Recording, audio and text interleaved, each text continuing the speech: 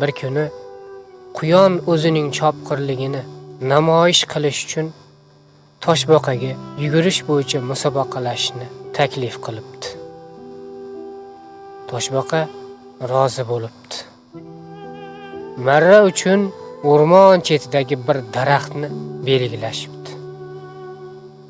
Musobaqa boshlanibdi. Toshbaqa shoshilmay yo'lga tushibdi.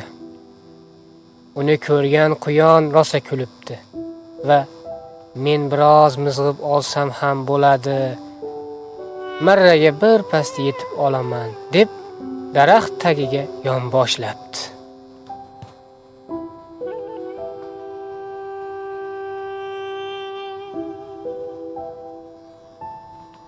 Oradan bir qancha vaqt o'tibdi. Quyon qattiq uxlab qolibdi. Bir payt uyg'onib qarasa, Toshbaqa marraga yetay deb qolibdi. Bor kuchini yig'ib yuguribdi. Lekin hech kech qolgan ekan. Toshbaqa undan oldin marraga yetib boribdi. Quyon qilgan ishidan afsuslanib, hayvonlar oldida rosa uyalibdi.